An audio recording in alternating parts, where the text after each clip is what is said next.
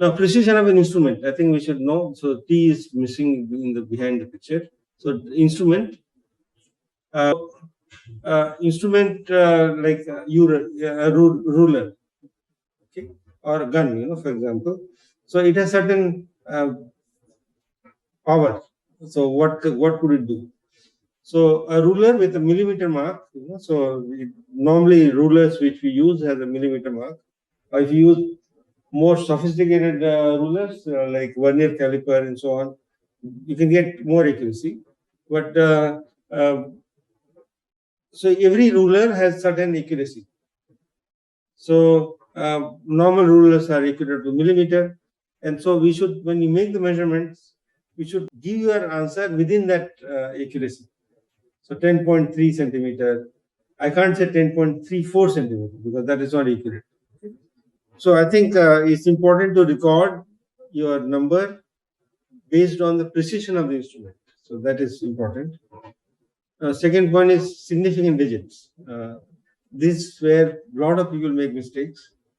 So when I report some number, even from computer or from normally you get some number coming from a calculator from your computer, and you just write the answer as is. It could be in 10 digits or 8 digits. That's not the answer. So based on the error, we should record or we should report your answer. Now, if it is error is, let's say, in 2 decimal places after the for 2 significant digits after the decimal, you should not report anything like 5 digits. So let's see what is the definition of a significant digit. Important concept. So number of non-zero digits, okay, so and zeros. So zeros are included between extreme non-zero digits. So example is, let's say I give the example here. So you can look at the example here. Focus on this. Now 0, 1, 0 or dot 3, 0. So extreme non-zero digits. What are extreme non-zero digits? In the left, non-zero digit is 1. 0 should be not counted. This 0 should be skipped. It is not allowed. In the right, the non-zero digit is 3. So ignore this 0. So you remove those 3s, but you include the 0 between 1 and 3. Okay. So 1, 0, 3. So these are significant digits. So there are 3 significant digits in this number. Okay.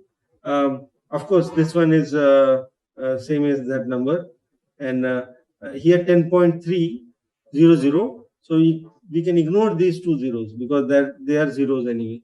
So if you put any number of zeros after 3, that should not be counted. So this is the definition of significant digit. Okay. So in computer we have to be careful when we report our answers. You should give that many significant digits, or anything like in an experiment or in your lab answer. We should report your answer within allowable significant digit. This one, there's another example. Here, 1, 9. So these zeros should be ignored. So 1, 9, there are only 2 significant digits. Okay. I hope this is pretty clear. I mean, this is not too difficult. Errors. So how to measure errors? There are 3 definitions. So there is a quantity V. So V actual minus V computed. Okay. So whatever is actual number minus computed number, or it could be also an experiment, measured error. So this computed or measured. So since you have a computational physics course, we are worrying about computations, but it could be also measurement. So all these ideas which I discussed today are equally applicable to experiments. So this error, which could be positive or negative. So this is a convention I am following. Actual minus computation. Some people may say computation minus actual. Okay, that's possible, but then the sign will be flipped. So this could be positive or negative. But sometimes, especially when the error is random, sometimes this number v actual minus v computation could be positive or negative. So say, well, let's give the absolute error. Okay, so you take a mod instead of saying minus 0.3, that is error. Say, well, 0.3 is error, is absolute error. Now, relative error is you divide this absolute error divided by v actual. Okay, so this is an important number because relative error, I mean, absolute error doesn't give a feel for the experiment or computation. So, for example, for in atmospheric physics, error of for distances of meters don't matter. Okay, error of even like 100-meter don't matter. Okay? But for human body measurement or in in atomic systems, our errors should be in like angstroms. Okay, atomic systems. So how do I compare which experiment is better? In atmospheric physics, some experiment which gives you error of meters, or in some atomic physics where it is like in nanometers error. Okay, so we divide by the V actual, the quantity, actual quantity. Then this quantity, good experiment will have relative error is 10 power minus 4, 10 power minus 5. Okay, as a relative error. Okay, now, so we come to the fundamental issue. So computation, as I said, this also is same thing works for experiments. So in computation, there are two types of error. One is round-off error, and one is otherwise systematic error. Okay, you might have seen this before. I mean, I will just explain them for my course to complete. So round-off error is the following. Okay, so in computation, let's say I have some number, like I have a number 1 by 3.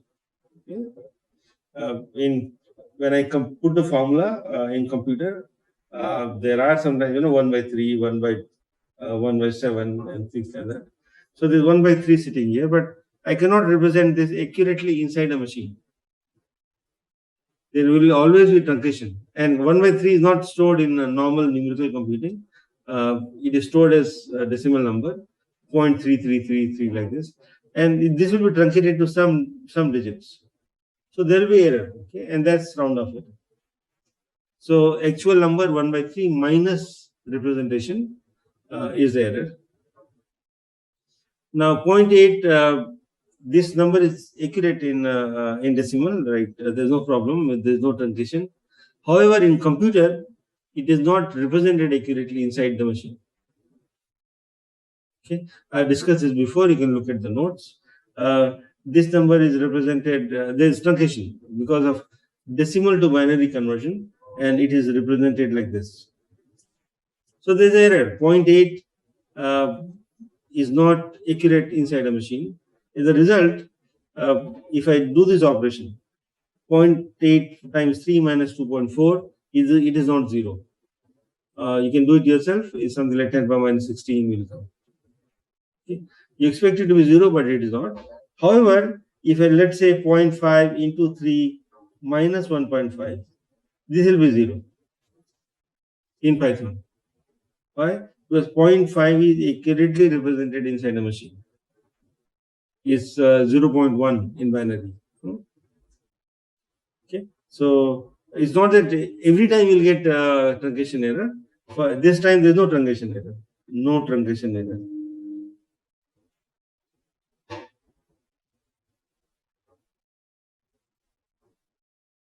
Okay, now measurements also are rounded off. Sometimes, of course, somebody asks you to make measurement with a ruler, they always will be rounding off. So, or with any instrument, there will be error.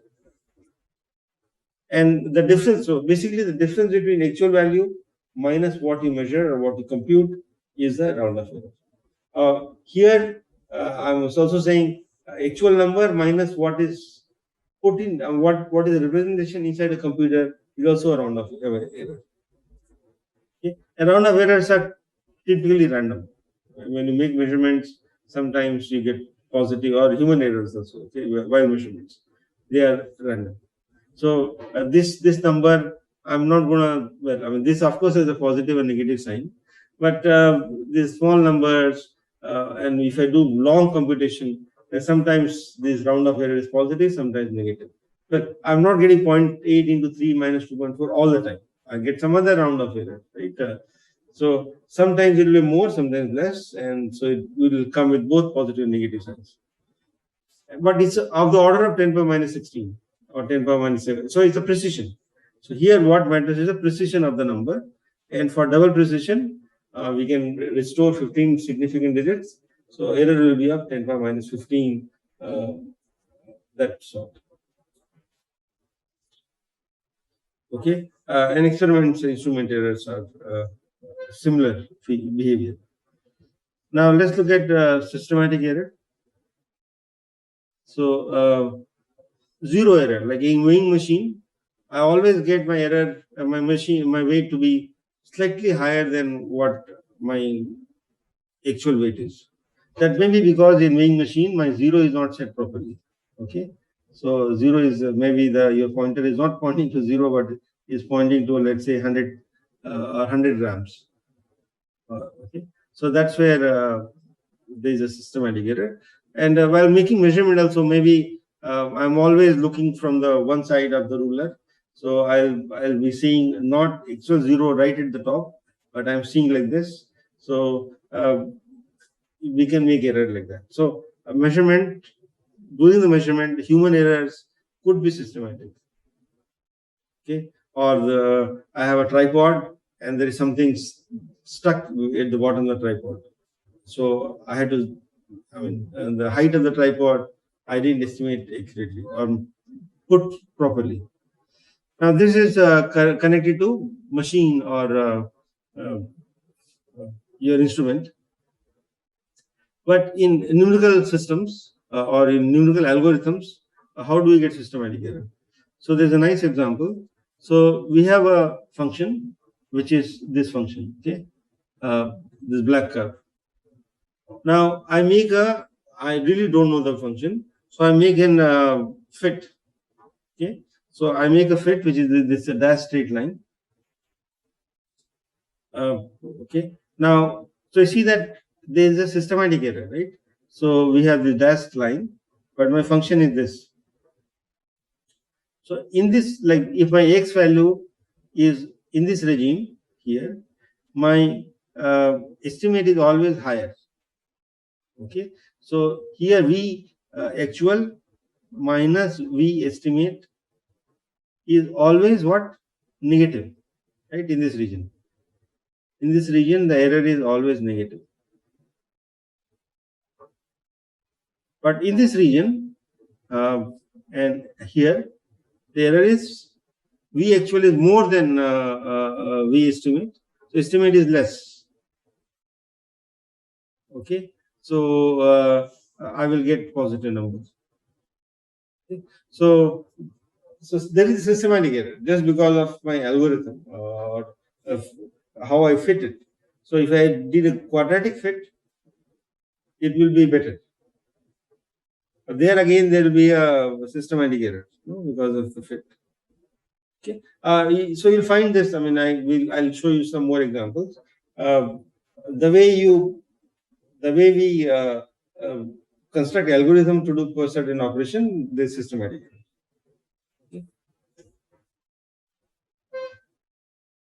Okay, so so far you can see that these errors will be there both in experiments or in computation. The general concepts of error: systematic error, random errors.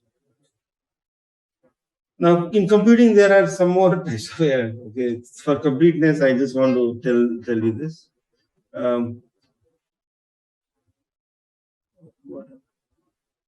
Okay, so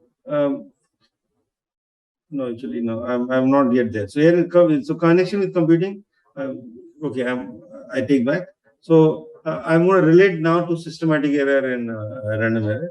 So weather forecast. Okay, so there is systematic error because of numerical algorithm. So I one simple algorithm I showed was interpolation. Okay. While interpolating a mountain or a plane or ocean, there may be some error which may be systematic. Okay, or some events which I didn't take into account in the simulation, like tornadoes. Okay, so tornado will make the weather the temperature cooler. But since I did not account, tornado comes almost, without much warning sometimes. Huh? If I do weekly forecast, it may come on the third day, which I didn't really account for. So there will be systematic error. Like temperature forecast will be higher than the actual temperature. A random error because of numerical schemes like round-off errors, there will be random errors.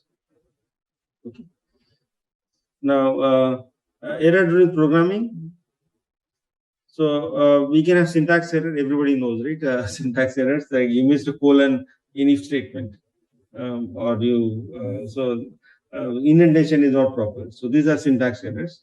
So grammar, basically syntax error is a grammar. If the grammar is not correct, computer will not understand what you written. Now, second is logical error. So a logical error is incorrect algorithm. So I wrote a search algorithm, but I did not write properly. So program is running, but it doesn't give me the correct answer. Okay, so this is logical error. And it's possible that your computer does not have syntax errors.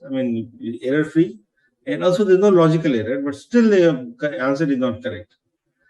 And that is because of round-off errors or errors, numerical errors. Okay, so these are connected with the representation of numbers inside. So computer has limitation, and that's numerical error. Okay, so we encountered these three types of errors in computer programs. Now let's look at some of these errors which we need to be careful about. So arithmetic error. Okay, so I'm going to show you how it looks very simple. Rather, you'll see that you have to be very careful because you'll not notice how the errors crop in. Okay, so errors in subtraction. So two numbers x and y. So these are two numbers, and the difference is r. In mathematics, the difference should be expected to be r. However, x is not represented as x. Like 0.8 is not represented as 0.8 inside computer.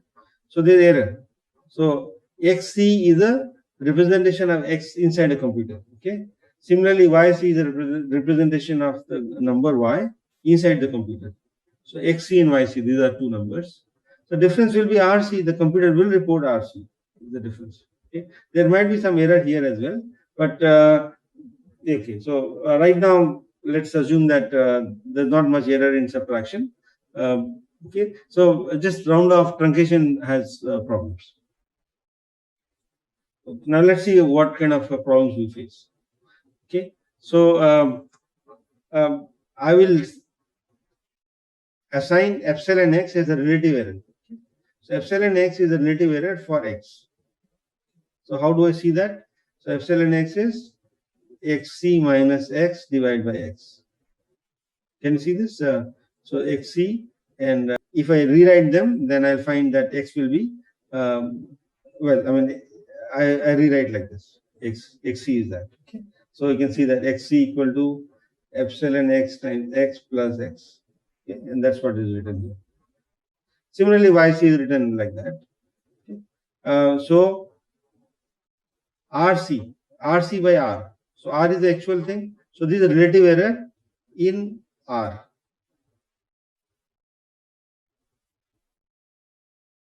And what is that is 1 plus epsilon r.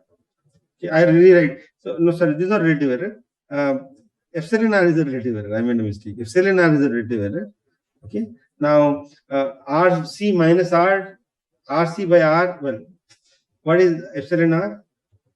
It is rc it is it should have been r minus rc.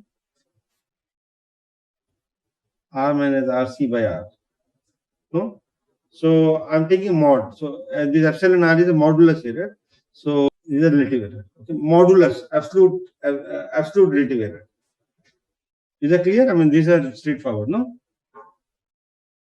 So I write RC by R. So RC I already have computed here. So RC by R will be, just rewrite this. So I divide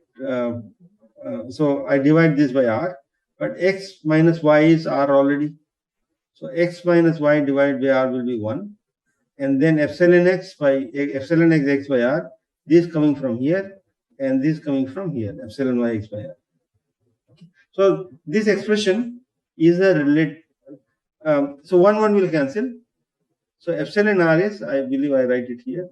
I don't write it. Yeah, epsilon R. So epsilon R is this quantity. So epsilon R equal to epsilon X by R minus epsilon Y by R. Now there are two numbers, but I want, sometimes epsilon X can be positive, negative, depend on X, or depends on the computer also. Okay. Normally it depends on X and Y, but so it's best to say I put an upper cap. I said no, you need to put some kind of bound. You put upper bound on the error. So upper bound on the error is, I'd say, well, I'll just take this measure, epsilon X square plus epsilon Y square, take the square root, okay, multiplied by X by R. Now, when should I do this? When X and Y are close by. So I forgot to write here. When X approximately Y, then I can pull out X and Y, X by R and Y by R is approximately the same number. And I'm just estimating like this. Okay. So this is not equal, but this is approximate. Okay. So this we should put approximate. Okay. There's too much writing here on scribbling, but I hope you get the point. Okay. So now this thing is telling us there is a bit of issue here. Okay. What is the issue here? When X is approximately equal to R, then what happens to relative error? What happens to relative error? Because R is in the denominator and R is a small value, right? R is a small value. So what will happen to the relative error? It will blow up, no? So imagine that two numbers are close by. So R is very close to 0. So X by R will be very large. Okay, epsilon is also small, but this 1 by R will just explode the error. So when I subtract numbers which are close by, then there is a very large relative error. Okay, is obvious from this calculation. So R is coming below. Now let's look at some examples. So I take numbers 1.1 and 0.8. So I'm subtracting 1.8 minus 0.8. So answer is 0.3. Okay, so it comes here. So I'm using 32-bit or single precision. Now what is the relative error? 1.1 minus 0.8, this one, divided by 0.3, which is a real answer, minus 1. Okay, so this is a relative error. And relative error is 0. In single precision, basically, though 1.1 and 1.8 is not represented very, very accurately, but relative error within single precision is 0. Okay. So when I perform 1.1 minus 0.8. However, let's take another example. I perform this number 1. Well, I mean there are lots of zeros. Okay, so and 1.1. So the difference is 10 power minus 7. Right? You can see that there are 6 digits here. So the difference is in fact 10 power minus 7, which is coming out reasonably close. Because of representation, I'm not getting 1.1 10 power minus 7, but I get 1.192 like that. Okay, so it is not 1.1 10 power minus 7. Okay, I'm very close to the precision of the computer. Okay, I'm subtracting, my difference is close to the precision, so there will be a problem. this round off error is coming. And if I look at the relative error, this formula, I just use this formula, and I get basically 19%. The relative error is 19%, which is huge. So if I'm subtracting these two numbers in a single precision machine, then I expect lots of errors. So if I'm doing a weather simulation in a single precision machine, where the temperature, actual temperature and minus the measured temperature, there could be error in of this sort, no? When 4 digits, 5 digits, fifth digit, then there will be a problem. 19% error is huge, and your simulation can give very wrong forecast. Okay, but if you work with double precision, then the problem is not that significant, and the difference is like 10 power minus 8. So basically, this number is close to 10 power minus 7, right? Uh, of course, we are getting deviation here, 3, 6, 3, 4, and so on, but it's not that bad. A relative error for double precision machine is 10 power minus 9. Okay. So with double precision, we are safe. However, I can choose a number when this number is not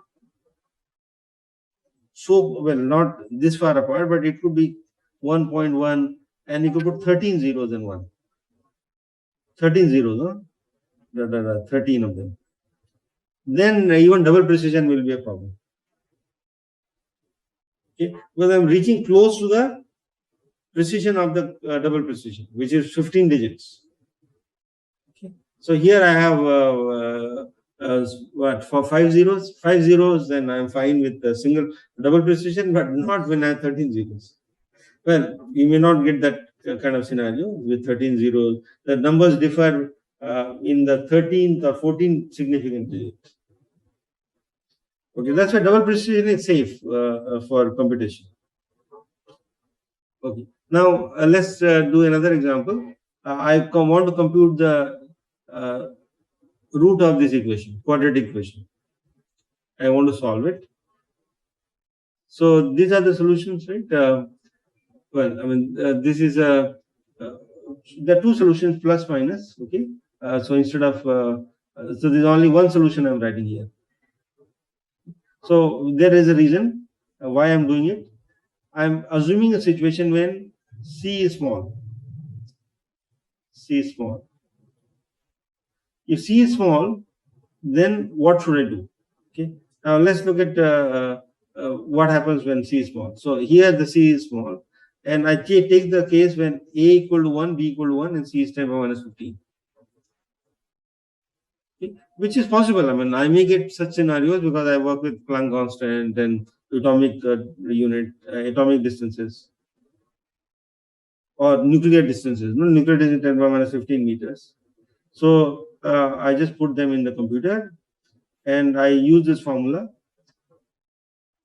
This x1 and x2 will be with a so B is positive, so this is one first formula I should choose. Okay, so this is one of them, and other solution has this instead of minus we get plus. Instead of minus I get plus. So I get this this plus sign, and so this is x2. And what are the answers? I print them. And I get this to be 0. Second answer to be 0. First answer is minus 1, but second answer is 0. Do you think the second answer is 0 for this problem? If I put x equal to 0, then I get C equal to 0, right? I can see there is a problem. So x is not equal, the other solution is not 0. What is the other solution, by the way? Other solution is small.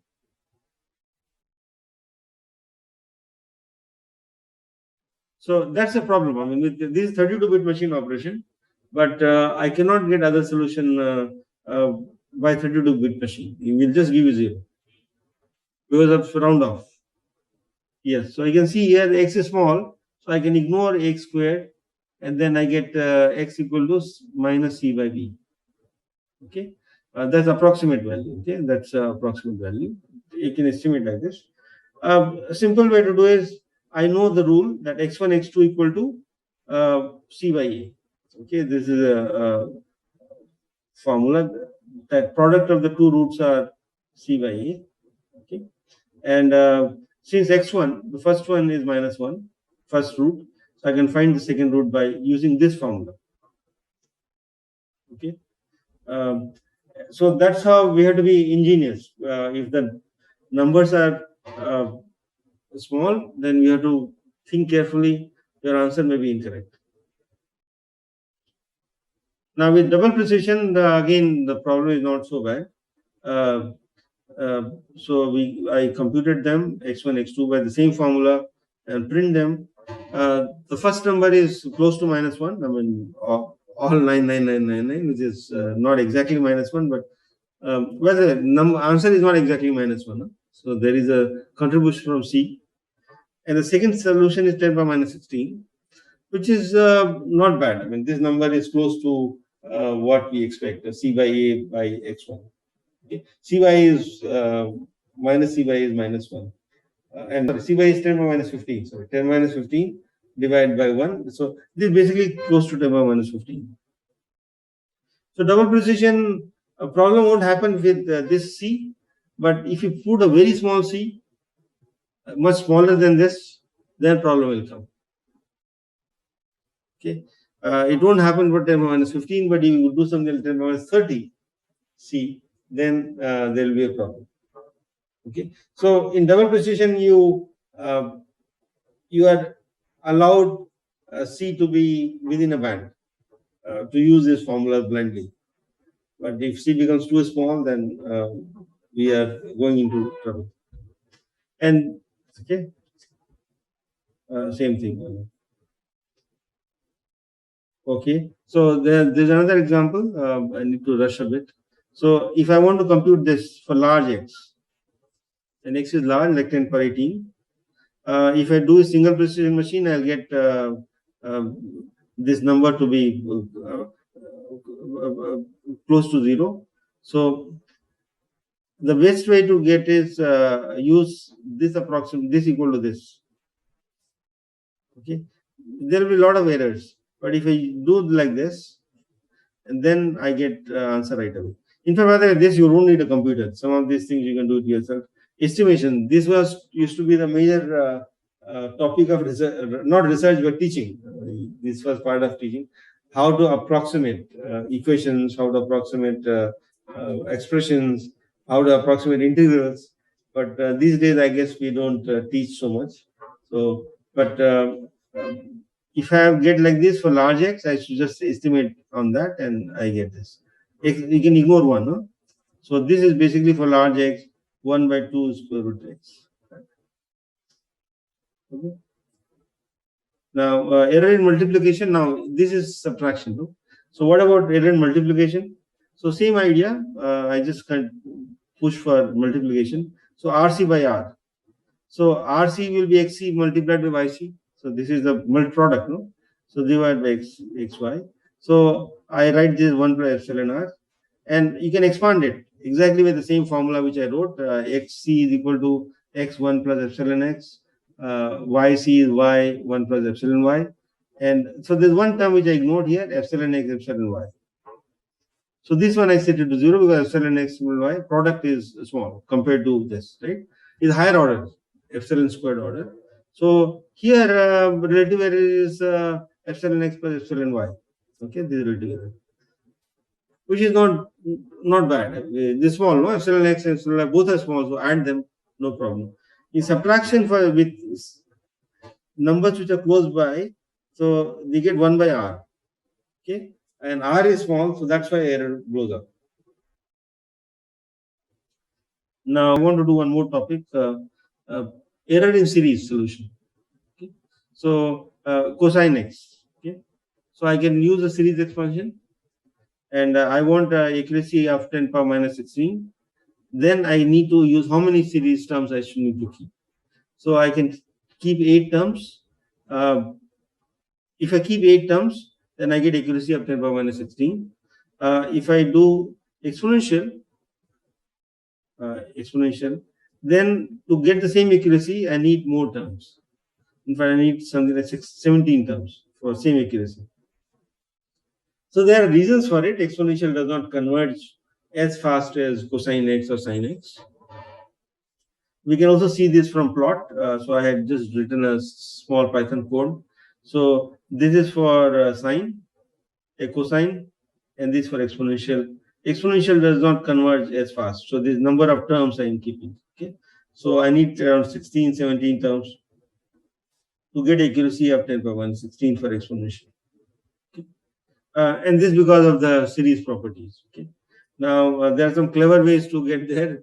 Like Ramanujan constructed a formula for pi, and this expression can give you accuracy of 7 digits with just 3 terms.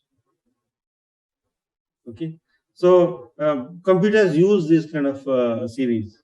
And by the way, cosine x, sine x, exponential, and like Bessel function, they are used. I mean, they are computed using series method, okay, inside a computer. They don't store lots of data that is expensive, so it is computed on the fly.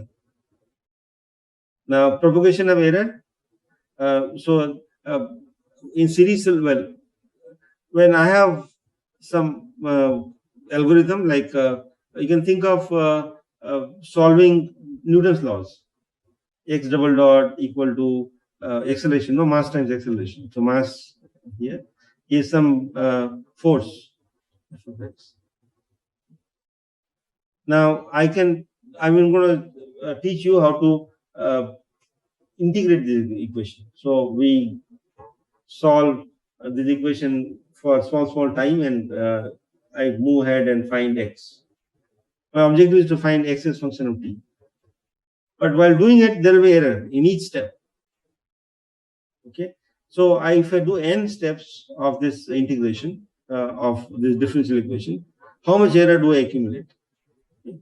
Now there are two types of accumulation. One is random errors. If errors are random, then how do we accumulate? So sometimes it's positive, sometimes negative, sometimes positive, sometimes negative. So there will be cancellations. Okay. So errors is not for some situation, like here errors are not. Depends. Some schemes may have random, but some schemes may accumulate. So if the n steps, the error is not epsilon times n for random errors. It is epsilon times square root n. Now everybody knows this, how this occurs. A random walker, like a person who is drunk, who does not move in a straight line, he goes first forward, then comes back. Then again takes maybe 3 steps forward, 4 steps backward, then another 1 step forward, then 2 steps backward. So it's a random walker, but random walker will shift from the origin as function of time. But in n steps, it is going to be epsilon times square root n. Okay, this is proven. So this is how random errors accumulate. But if it's systematic error, then they accumulate, they add up. Okay. Now imagine that the integration always I'm getting positive error. So positive error will add up. Positive, negative, no cancellation. So they keep adding up. Okay. So we have to be watchful of what kind of errors we are getting. Now, let's forget about chaos theory. Now, successive approximation. Okay. Now, like series solution. I tried, let's say, 6 terms, I get some solution. I get 8 terms, and I get better solution, typically. So, with some number of terms in series solution, I'm here. If I increase the series number of terms, I get closer. And if I even increase it further, I get to the real answer. Okay. Like for cosine, I was needing 7 or 8 terms. So I'm here. If I use only 3 terms, I'll be here. So these are successive approximations, and which we do it in numerical schemes.